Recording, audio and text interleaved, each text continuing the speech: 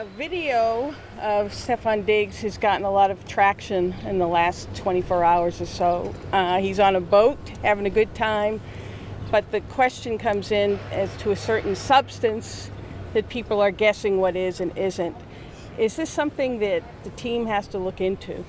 Well, it's something that we're aware of, and obviously we want to make great decisions on and off the field, and we're hoping that with our time here on the field today, and that when we don't have a script and we're on the call-up periods, that we're making great decisions. And so the message will be the same for all our players, that we're trying to make great decisions, and any conversations that I've had with Stefan will remain between him and I and the club.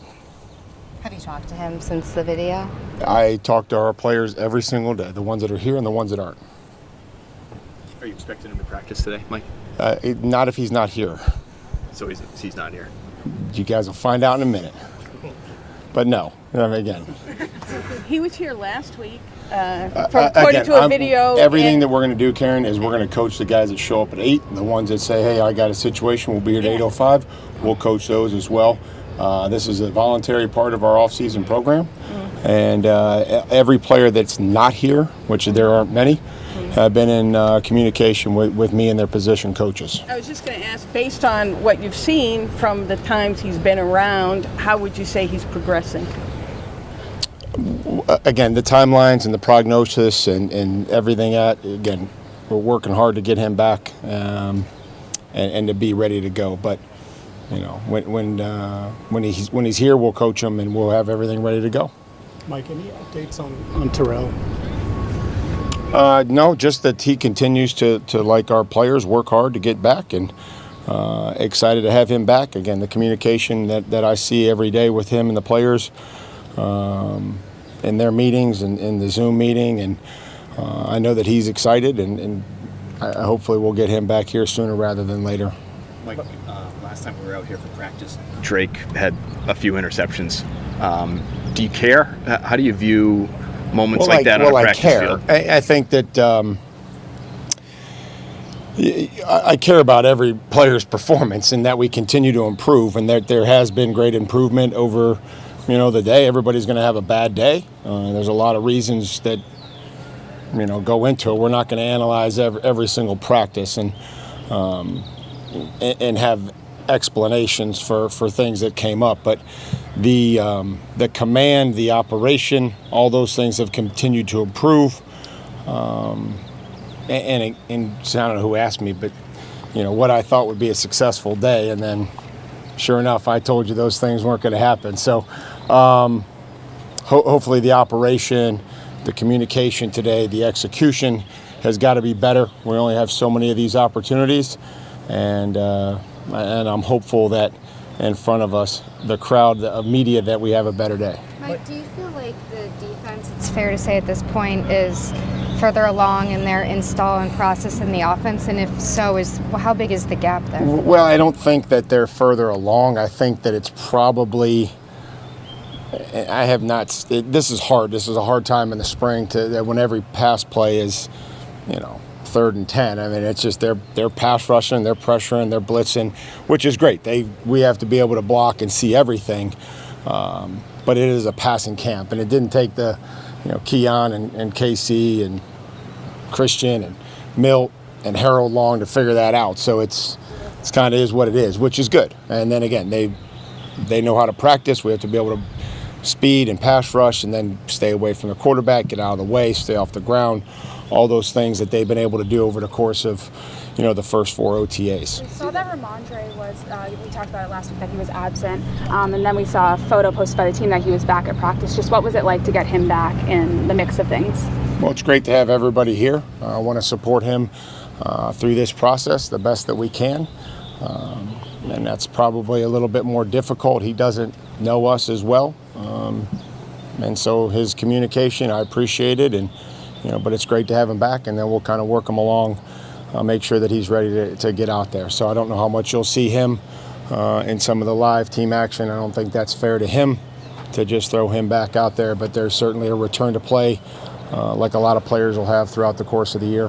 When you have a wide receiver, there are a lot of new faces on the team this year, players, coaches. How much of a focus this spring is team building and just getting guys to learn each other because there are so many new faces? I think that's important. I think the execution is also important. The ability to work with another player out on the field, a guy next to you. Linemen are going to move around, have to pop in a different position. Quarterbacks are going to have to throw to different players. But I certainly think that part of this process of playing this game is about building relationships and connections with players and coaches alike. Mike, will you have a leading voice in Drake's development this year? Someone to... I will have, I hope, a voice in every player's development on our football team.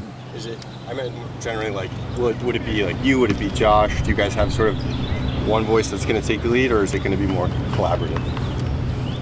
I think when I have something to say to Drake, I'll say it. And I think when Josh wants to put plays in that can help him or explain what the read is, there's going to be things that I'm not going to be as knowledgeable at when it relates to quarterbacks.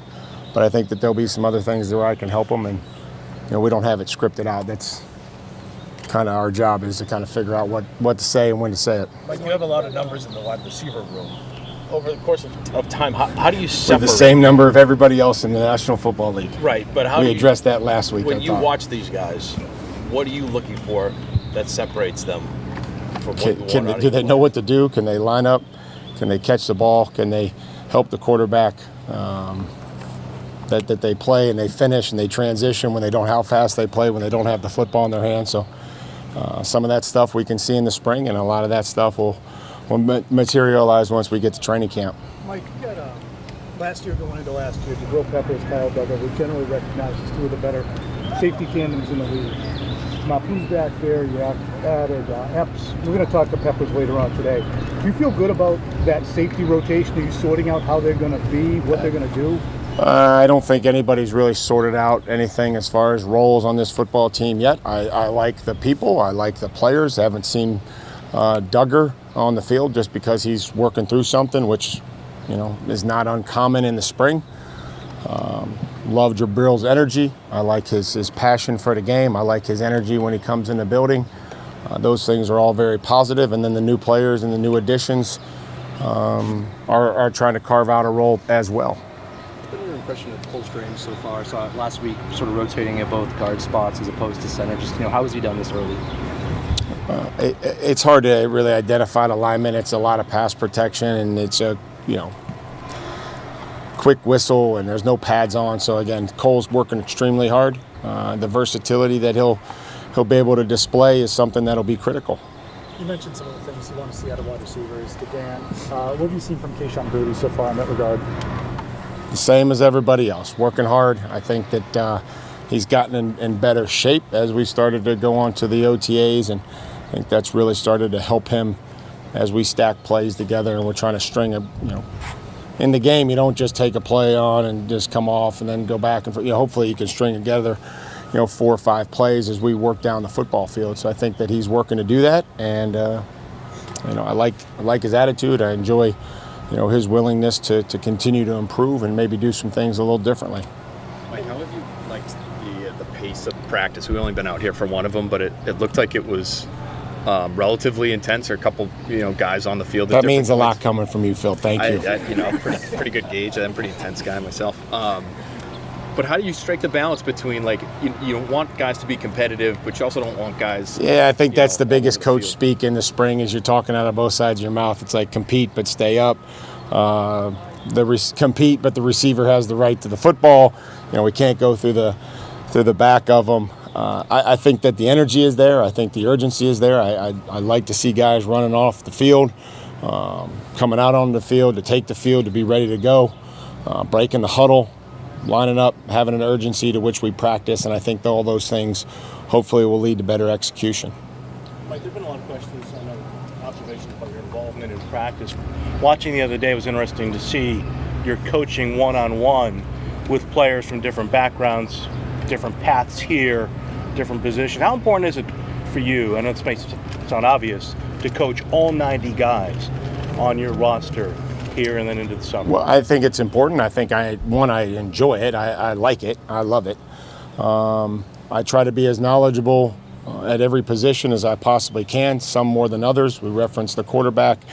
But having something at each position group that can maybe translate from my perspective to help the player. But then I also think that, where the head coach is probably what the players think are important. So I try to be a little bit everywhere.